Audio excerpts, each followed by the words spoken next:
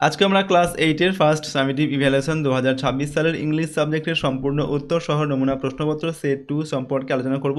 তো চলো এই ভিডিওতে আমরা দেখে নিই ক্লাস 8-এর ফার্স্ট ইউনিট টেস্ট 2026 ইংলিশ সাবজেক্টের এই কোশ্চেন পেপার এবং তার উত্তরগুলো। তো ফার্স্ট ইউনিট টেস্ট বা ফার্স্ট সামেটিভ এক্সামে তোমাদের 30 নম্বরের পরীক্ষা হয় এবং সময় থাকে 1 ঘন্টা। যদি এই প্রশ্নদের পিডিএফগুলো তোমরা পেতে চাও আমাদের অ্যাপটিকে ডাউনলোড করবে, অ্যাপের মধ্যে এর পিডিএফগুলো দেওয়া থাকবে, চাইলে তোমরা সেখান থেকে পিডিএফ ফাইলগুলোকে নিতে পারো। পেইড কোর্সের মধ্যে থাকবে এই পিডিএফগুলো। দেখো এখানে প্রথমে যেটা রয়েছে এই কোশ্চেন পেপারে সেকশন এ রিডিং কম্প্রিহেনশন সিন, একের দাগে রয়েছে read the following passage and answer the questions given below. অর্থাৎ এখানে তোমাদের লেসন 1 দ্য উইন্ড ক্যাপ, সেখান থেকে একটি প্যাসেজ তুলে দেওয়া হয়েছে। প্যাসেজটিকে আগে তোমাদের পড়তে হবে ভালোভাবে, তারপর নিজের প্রশ্নগুলোকে তোমাদের প্রশ্নের উত্তরগুলোকে লিখতে হবে। তো দেখো এই প্যাসেজটার মধ্যে কী দেওয়া হয়েছে, since you put me on your head like a hat to keep me safe, I shall give you a different kind of cap in return, the kind sailors most desire। তো দেখো এখানে বলা হচ্ছে সিন্স ইউ পুট মি, যেহেতু তুমি আমাকে রেখেছিলে on your head, তোমার মাথার ওপরে, লাইক আ হ্যাট, একটা টুপির মতো, টু কিপ মি সেফ, আমাকে নিরাপদে রাখার জন্য, আই শ্যাল গিভ ইউ, আমি তোমাকে দেবো, আর ডিফারেন্ট কাইন্ড অফ ক্যাপ, একটা অন্য রকমের একটা টুপি দেবো, ইন রিটার্ন মানে পরিবর্তে, the kind sellers most desire মানে কি আকাঙ্ক্ষা, ঠিক আছে, বা চাওয়া আর কি। অর্থাৎ এখানে সেলার মানে হচ্ছে নাবিক, যে রকমের টুপি নাবিকদের, জাহাজের নাবিকদের প্রয়োজন বা জাহাজের নাবিকদের যে টুপি চায়, সেই রকম টুপি আমি তোমাকে একটা দেবো। ঠিক আছে, এটা কে বলেছিল? সেই পরী বলেছিল, ঠিক আছে, জন যেহেতু মাথায় সেই কচ্ছপটাকে মাথায় তুলে নিয়েছিল, তারপর সে যখন মাথা থেকে নামিয়েছিল তখন সেটা কী হয়েছিল, এটা পরীতে পরিণত হয়ে গিয়েছিল। তারপর পরী তাকে বলেছিল, যেহেতু তুমি আমাকে মাথায় রেখেছিলে, যেহেতু আমি আমার কোনো আঘাত না লাগে তার জন্য আমাকে নিরাপদে রেখেছিলে, তাই আমি তোমাকে একটা টুপি দেবো, যে টুপিটা জাহাজের নাবিকদের প্রয়োজন হয়, যেহেতু জন জাহাজের নাবিক হতে চেয়েছিল। ওকে, এরপর দেখো আ ক্যাপ ফুল অফ উইন্ড, ঠিক আছে, আ ক্যাপ ফুল অফ উইন্ড, যে টুপি হচ্ছে মানে বাতাস ভর্তি থাকে, সেরকম একটা টুপি আমি তোমাকে দেবো। বাট দেয়ার্স ওয়ান ওয়ার্নিং, কিন্তু একটা সতর্কবাণী রয়েছে, no human hand will ever be able to take it off, কোনো মানুষের হাত এই টুপিটাকে কিন্তু খুলে ফেলতে পারবে না তোমার মাথার থেকে, ঠিক আছে, এই একটা সতর্কবাণী ছিল। এরপর then with a blink the fairy man disappeared leaving a striped cap behind. তো দেন মানে কি তারপর কি হলো, উইথ আ ব্লিঙ্ক মানে এক পলকেই, দ্য ফেয়ারি ম্যান সেই পরিমানবটি, ডিসঅ্যাপিয়ার্ড মানে উধাও হয়ে গেল, living a striped cap behind মানে পিছনে একটি ডোরাকাটা টুপি রেখে দিয়ে সেই পরিমানবটা কী করলো, মানে উধাও হয়ে চলে গেল, অদৃশ্য হয়ে গেল। Young John put the cap on his head and ran home to tell his mother.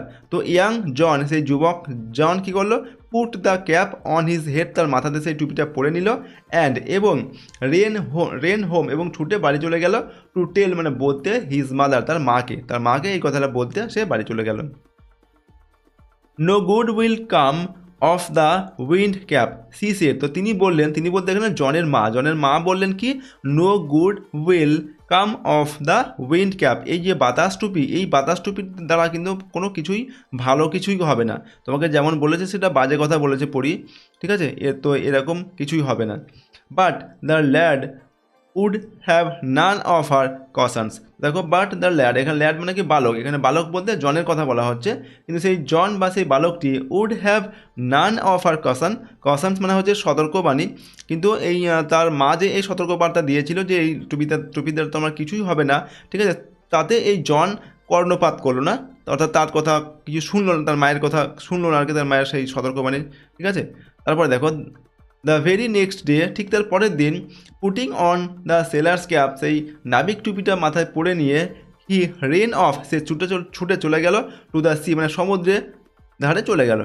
On seeing a ship anchored near the shore বলতে এখানে যে তীর আর কি, সমুদ্রের তীর, সেই সমুদ্রের তীরের মানে কাছাকাছি আর কি একটা জাহাজ সেখানে অ্যাঙ্কার্ড মানে নোঙর করা ছিল, এটা দেখতে পেল জন। তো দেখতে পেয়ে সে কী করলো, হি রিকোয়েস্টেড, সে অনুরোধ করলো, দ্য ক্যাপ্টেন অর্থাৎ ক্যাপ্টেনকে, জাহাজের ক্যাপ্টেনকে, টু টেক মানে নিতে বা নিয়ে যেতে, হি মানে তাকে, অ্যালং অর্থাৎ তাকে সঙ্গে করে নিয়ে যাওয়ার জন্য জন জাহাজের ক্যাপ্টেনকে অনুরোধ করলো।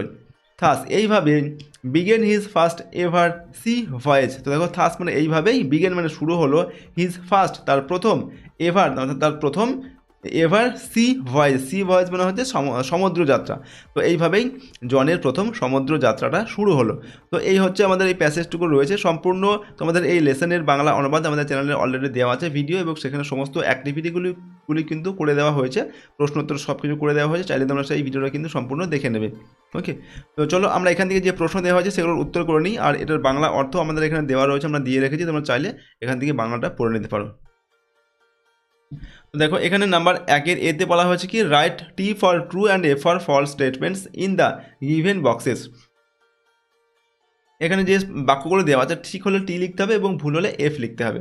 Give supporting statements for each of your answer, এবং প্রত্যেকটা উত্তরের সপক্ষে একটি করে স্টেটমেন্ট লিখতে হবে, কেন ঠিক এবং কেন ভুল। এই স্টেটমেন্টগুলো আমাদের যে প্যাসেজটা দেওয়া আছে আগে সেই প্যাসেজের মধ্যেই রয়েছে, সেখান থেকে খুঁজে বের করে লিখতে হবে। এবং প্রশ্নের মান 2 করে, 3টির জন্য 6 নম্বর এখানে দেওয়া আছে। এখন নাম্বার 1-এর দাগে রয়েছে the fairy man gave John, the fairy মানবটি, পরিমানবটি জনকে দিয়েছিল আ ক্যাপ, একটা টুপি, that contained all the storms, যেটার মধ্যে হচ্ছে সমস্ত স্টর্মস মানে কি ঝড় ভর্তি ছিল। এটা আমরা এফ লিখবো, কারণ পরিমাণব তাকে কী দিয়েছিল, একটা উইন্ড ক্যাপ দিয়েছিল, বাতাস ক্যাপ টুপি দিয়েছিল, ঠিক আছে, তার জন্য আমরা এটাকে এফ লিখবো। এবং সাপোর্টিং স্টেটমেন্ট দেখো কী লিখবো, I shall give you a different kind of cap in return the kind sellers most desire a cap full of wind, ঠিক আছে, এটা আমরা লিখবো। অর্থাৎ একটা বাতাস ভর্তি টুপি দিয়েছিল। এই লাইনগুলো কিন্তু আমাদের প্যাসেজের মধ্যে আছে, সেখান থেকেই আমাদের এখানে তুলে দিতে হবে। তারপর নাম্বার 2-এ John's mother approved of him wearing the magic cap, অর্থাৎ জনের মা এই জনকে টুপিটা পরতে মানে অনুমতি দিয়েছিল, অ্যাপ্রুভ করেছিল। এটা ভুল তথ্য, জনের মা তাকে মানা করেছিল, যে কী বলেছিল, যে এটা এই টুপির দ্বারা তোমার কিছুই হবে না, এরকম কথা বলেছিল। তার জন্য আমরা এফ লিখবো। এবং সাপোর্টিং স্টেটমেন্ট কী হবে, no good will come of the wind cap she said, তিনি বলেছিলেন যে এই টুপির দ্বারা কোনো কিছুই ভালো হবে না। Number 3, John's sea voyage started immediately after he met the captain, John যেই জাহাজের ক্যাপ্টেনের সঙ্গে তার সাক্ষাৎ হয়েছিল তখনই তার সমুদ্রযাত্রা শুরু হয়ে গিয়েছিল। এটা সঠিক, তো আমরা টি লিখবো। এবং সাপোর্টিং স্টেটমেন্ট কী হবে, on seeing a ship anchored near the shore he requested the captain to take him along, thus began his first ever sea voyage, ঠিক আছে, এটা আমাদের লিখতে হবে আমাদের প্যাসেজ থেকে তুলে নিয়ে। তারপর হচ্ছে নাম্বার বিতে, আনসার দ্য ফলোইং কোয়েশ্চেন্স, নিজের প্রশ্নগুলোর উত্তর লিখতে হবে। 2 × 2 = 4। নাম্বার 1-এ কী দেওয়া আছে, what was the warning given by the fairy man about the cap, অর্থাৎ টুপিটি সম্পর্কে এই যে পরিমানবটির যে ওয়ার্নিং বা সতর্কবাণী সেটা কী ছিল, না, সেই টুপিটা কিন্তু জনের মাথা থেকে কোনো মানুষের হাত সেটা খুলে ফেলতে পারবে না, এই একটা সতর্কবাণী ছিল, তো আমাদের সেটা লিখতে হবে। দেখো, the warning was that no human hand will ever be able to take the cap off John's head, জনের মাথা থেকে এই টুপিটা কোনো মানুষের হাত কিন্তু খুলে নিতে পারবে না, অর্থাৎ কোনো মানুষ হাত দিয়ে টুপিটাকে খুলতে পারবে না। নাম্বার 2-এ, how did John begin his first ever sea voyage, John কীভাবে তার প্রথম সমুদ্র যাত্রাটা শুরু করেছিল। বিগিন মানে কি, শুরু করা, তো আমরা উত্তর লিখব কি, John began his first ever sea voyage, John প্রথমে তার সমুদ্রযাত্রা শুরু করেছিল by running off to the sea, মানে সমুদ্রের ধারে ছুটে গিয়েছিল, সে প্রথমে গিয়েছিল। ফাইন্ডিং আ শিপ, সে একটা জাহাজ খুঁজে পেয়েছিল। অ্যাঙ্কার্ড নিয়ার দ্য শোর, মানে সমুদ্রের তীরে একটা জাহাজ অ্যাঙ্কর করা ছিল, মানে হচ্ছে নোঙর করা ছিল। অ্যান্ড রিকোয়েস্টিং দ্য ক্যাপ্টেন, এবং ক্যাপ্টেনকে সে রিকোয়েস্ট করেছিল টু টেক হিম অ্যালং, তাকে সঙ্গে করে নিয়ে যেতে। এইভাবে তার সমুদ্রযাত্রা প্রথমে শুরু হয়েছিল, ঠিক আছে। তারপরে সেকশন এ, রিং কম্প্রিহেনশন আনসিন প্যাসেজ, এখানে একটা প্যাসেজ দেওয়া আছে যেটা তোমাদের বইতে নেই, অন্য জায়গা থেকে দেওয়া হয়েছে। এবং কি বলা হচ্ছে, read the following passage and answer the questions that given below, নিজের প্যাসেজটি পড়ে তার নিচে যে প্রশ্ন দেওয়া আছে সেগুলোর উত্তর লিখতে হবে। তো প্যাসেজটি আমরা এখান থেকে একবার পড়ে নিচ্ছি। দেখো, the mango is known as the king of fruits, তো দ্য ম্যাঙ্গো মানে হচ্ছে আম, ইজ নন মানে পরিচিত, as the king of fruits মানে হচ্ছে ফলের রাজা হিসাবে পরিচিত আম। ওকে, আম হচ্ছে ফলের রাজা হিসাবে পরিচিত। It is tropical fruit and originated in south Asia, তো ইট ইজ ট্রপিক্যাল ফুড মানে হচ্ছে একটা ঋতু ভিত্তিক একটা ফল, একটা নির্দিষ্ট ঋতুতে হয় একটা, ঠিক আছে, সবসময় তো আম হয় না, তো সেটাই হচ্ছে ট্রপিক্যাল ফ্রুট, মানে একটা নির্দিষ্ট ঋতুতে এটা হয়। দ্যাট অরিজিনেটেড, যেটার হচ্ছে প্রথম সূত্রপাত হয়েছিল বা প্রথম উৎপাদন হয়েছিল ইন সাউথ এশিয়াতে, okay, mangoes are cultivated in many regions of the world, অর্থাৎ এখন যে ম্যাঙ্গোজ মানে কি আম পৃথিবীর অনেক জায়গায় হচ্ছে কাল্টিভেটেড মানে কি চাষ করা হয় আর কি, and are particularly popular in India, এবং ভারতবর্ষে বিশেষ করে এটা খুব জনপ্রিয় এই আম। ভারতবর্ষ, দেখো India, Pakistan and the Philippines, ঠিক আছে, মানে ভারতবর্ষ, পাকিস্তান এবং ফিলিপাইন্স এই সমস্ত জায়গায় বেশি পপুলার বা বেশি জনপ্রিয় বিশেষ করে। হোয়ার দে হোল্ড কালচারাল সিগনিফিকেন্স, এবং যেখানে তারা একটি সাংস্কৃতিক একটি তাৎপর্য রয়েছে এই আমের, ঠিক আছে। The mango tree is ever green and can grow to a great height. তো এই যে ম্যাঙ্গো মানে এই আম গাছ, সেটা কি এভারগ্রিন মানে সবুজ, একটা অনেক বড় হয়, ঠিক আছে, অ্যান্ড ক্যান গ্রো এবং জন্মাতে পারে টু আ গ্রেট হাইট, অনেক উঁচু বা অনেক বড় হয় এই আম গাছ। Okay, the fruit itself varies in size, shape and colour. তো বলা হচ্ছে মানে কি ফ্রুট মানে কি ফল, এই যে ফল, এই ফলগুলো কিন্তু বিভিন্ন সাইজ মানে বিভিন্ন আকার আকৃতির হয় এবং বিভিন্ন কালারের হয়, যেমন কাঁচায় সবুজ হয়, পাকায় হলুদ হয়, কোনোটা লাল হয়, একটু লালচে হয়, ঠিক আছে। তো সেগুলোই বলা হচ্ছে, দেখো ফ্রম গ্রিন টু ইয়েলো মানে গ্রিন থেকে সবুজ থেকে হলুদ, টু রেড, তারপর লাল হয়, ঠিক আছে, ডিপেন্ডিং অন দ্য ভ্যারাইটি, মানে বিভিন্ন যে ভ্যারাইটি রয়েছে তার উপর নির্ভর করে এগুলো হয়। It has a sweet juicy pulp and a large central seed. তো বলা হচ্ছে কি, দেখো ইট হ্যাজ মানে এটার আছে, আর সুইট একটা মিষ্টি, জুসি পাল্প, জুসি মানে হচ্ছে একটি যে জুস আর কি, আর পাল্প বলতে একটা যে নরম যে থকথকে জিনিস সেটাকে বলা হয় পাল্প। তো আমের মধ্যে এটা থাকে, জুসি একটা পাল্প থাকে, ঠিক আছে, অ্যান্ড আ লার্জ মানে একটা বড় সেন্ট্রাল সিড, মানে মাঝখানে একটা বড় সিড মানে কি বীজ থাকে আমের মধ্যে, ঠিক আছে। Mangoes are rich in vitamins, specially vitamin C, and are eaten fresh or used to make juice, pickles and jams. তো দেখো কী বলা হচ্ছে, mangoes are rich in vitamins, মানে আমের মধ্যে প্রচুর ভিটামিনস থাকে, স্পেশালি ভিটামিন সি, বিশেষ করে ভিটামিন সিটা সবথেকে বেশি থাকে, অ্যান্ড আর ইটেন ফ্রেশ, এবং এগুলোকে খাওয়া হয় মানে টাটকা, ঠিক আছে, বা কাঁচা, অর ইউজড এবং ব্যবহার করা হয় টু মেক জুসেস মানে জুস তৈরি করতে ব্যবহার করা হয়, পিকেলস মানে আচার তৈরি করতে ব্যবহার করা হয়, অ্যান্ড জ্যামস, ঠিক আছে, এবং জেলি তৈরি করতে ব্যবহার করা হয় আম।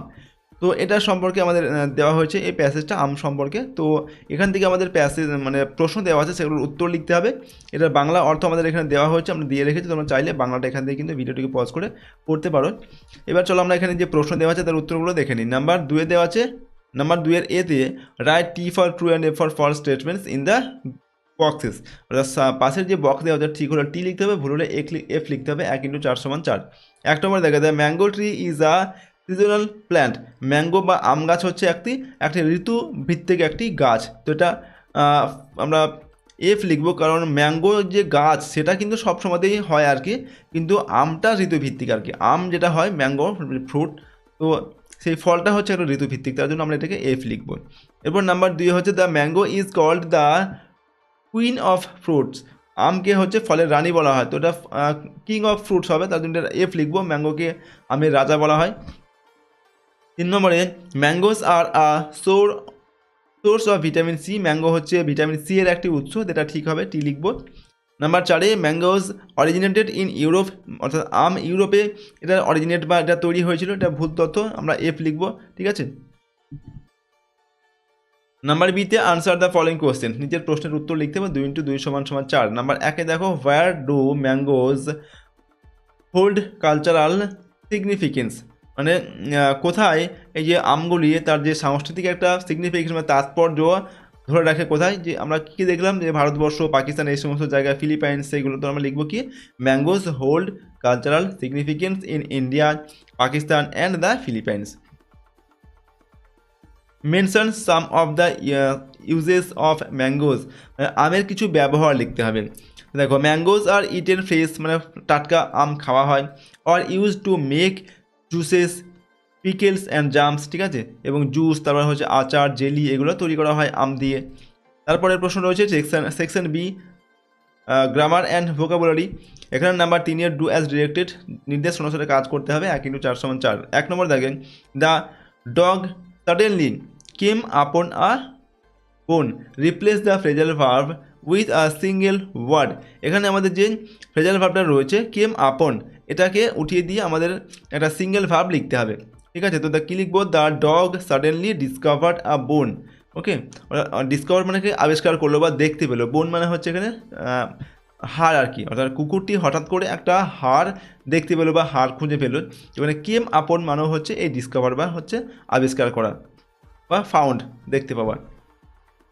নাম্বার 2-এ দ্য লিটল গার্ল ড্যাশ দেওয়া আছে, এখানে স্লিপ রয়েছে soundly for 5 hours, fill in the blanks with the present perfect continuous tense of the verb। তো এখানে এই স্লিপ ভার্বটা প্রেজেন্ট পারফেক্ট কন্টিনিউয়াস টেন্স লিখতে হবে।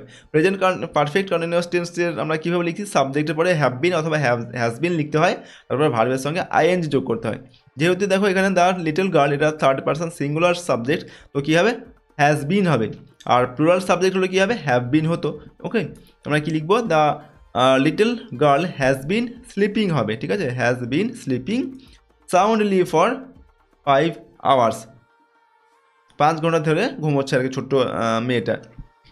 তারপরে হচ্ছে নাম্বার 3 নম্বর দেখিয়ে দিয়ে ড্যাশ নো দেওয়া আছে, এখানে each other since childhood, fill in the blanks with the present perfect tense, এটাকে প্রেজেন্ট পারফেক্ট টেন্স দিয়ে লিখতে হবে। প্রেজেন্ট পারফেক্ট টেন্সে কী হয়, আগেটা আমরা করলাম প্রেজেন্ট পারফেক্ট কন্টিনিউয়াস টেন্স, এটা হচ্ছে প্রেজেন্ট পারফেক্ট। তো সাবজেক্টের পরে হ্যাভ অথবা হ্যাজ হবে এবং ভার্বের থার্ড ফর্মটা লিখতে হবে। এখানে নো এর থার্ড ফর্ম লিখতে হবে, নো এর পাস্ট পার্টিসিপল ফর্মটা লিখতে হবে। ভার্বের 3টে করে ফর্ম হয়, তো এখানে দিয়ে আছে, দিয়ে পরে হ্যাভ হবে না হ্যাজ হবে, দিয়ে পরে হ্যাভ হয়, ঠিক আছে। থার্ড পারসন সিঙ্গুলার হলে পরে শুধুমাত্র হ্যাজ হবে, বাকি অন্য সাবজেক্ট হলে পরে কী হবে, হ্যাভ হবে। তো দে হ্যাভ, এখানে নো এর থার্ড ফর্ম হচ্ছে নন, তো they have known each other since childhood, তারা একে অপরকে শৈশব থেকেই চেনে, ঠিক আছে, তা চিনেছে। 4 নম্বর দেখা হচ্ছে make a sentence using the word mighty as an adjective. এই মাইটি শব্দটিকে একটি অ্যাডজেক্টিভ হিসেবে ব্যবহার করে একটি বাক্য লিখতে বলা হচ্ছে। তো the explorer was afraid of the mighty currents in the river. Okay, তো এইভাবে আমরা একটা বাক্য, দ্য এক্সপ্লোরার ওয়াজ অ্যাফ্রেড মানে অ্যাফ্রেড মানে ভীত ছিল বা ভয় পেয়েছিল, ঠিক আছে, নদীর যে কারেন্ট বা নদীর যে স্রোত, ভীষণ যে স্রোত, এখানে মাইটি কারেন্টস বলতে খুব অত্যন্ত স্রোত সেটাকে বলা হচ্ছে, তো সেটা থেকে ভয় পেয়েছিল। তারপরে হচ্ছে সেকশন সি রাইটিং স্কিলে কী দেওয়া হচ্ছে, 4 নম্বর দেখে রাইট আ প্যারাগ্রাফ, একটা প্যারাগ্রাফ লিখতে হবে ইন অ্যাবাউট 80 ওয়ার্ডস, 80টি শব্দের মধ্যে, অন আ বুক ফেয়ার, একটি বই মেলা, তার উপর লিখতে হবে, ইউজিং দ্য ফলোয়িং পয়েন্টস, নিচে যে পয়েন্টসগুলো রয়েছে এগুলোকে ব্যবহার করে আমাদের লিখতে হবে। তো পয়েন্টসগুলো কী দেওয়া আছে, when and where you visited, কখন এবং কোথায় তুমি ভিজিট করেছিলে, ঠিক আছে, এই বইমেলা, সেটা লিখতে হবে। হোয়াট ইউ স, তুমি সেখানে কি দেখেছিলে। Why you like book fairs, মানে বইমেলা তোমার কেন পছন্দ, সেটা লিখতে হবে। ইওর ফিলিংস, তোমার অনুভূতিটা কেমন হয়েছিল সেই বইমেলাতে গিয়ে, সেটাকে লিখতে হবে। তো দেখো আমরা এখানে লিখছি পরপর। প্রথমে হেডিংটা লিখলাম আ বুক ফেয়ার, একটি বইমেলা। লাস্ট সানডে, গত রবিবার, I visited the annual book fair at the Maidan in Kolkata, অর্থাৎ কলকাতা উইথ মাই ফ্যামিলি, আমার পরিবারের সঙ্গে কলকাতার ময়দানে আমি যে আমাদের মানে অ্যানুয়াল মানে বাৎসরিক যে হচ্ছে বই মেলা, সেখানে ভিজিট করেছিলাম বা গিয়েছিলাম গত রবিবারে। দ্য ফেয়ার ওয়াজ হিউজ, মেলাটা ছিল অনেক বড়, বিশাল বড়। And I saw hundreds of colourful stalls, এবং আমি সেখানে শত শত মানে রঙিন স্টল বা দোকান দেখতে পেয়েছিলাম, বইয়ের দোকান যেগুলো, filled with books for everyone, প্রত্যেকের জন্য সেখানে বই ভর্তি ছিল সেই দোকানগুলোতে। There were special section for children's stories and comics, এবং সেখানে বিশেষ করে মানে বাচ্চাদের জন্য একটি স্পেশাল সেকশন ছিল কিসের, গল্প এবং কমিক্স মানে মজাদার যে বই, সেই বাচ্চাদের জন্য সেই সমস্ত বইয়ের স্পেশাল সেকশন বা স্পেশাল একটা শ্রেণী ছিল আর কি এই বইয়ের দোকানগুলোতে।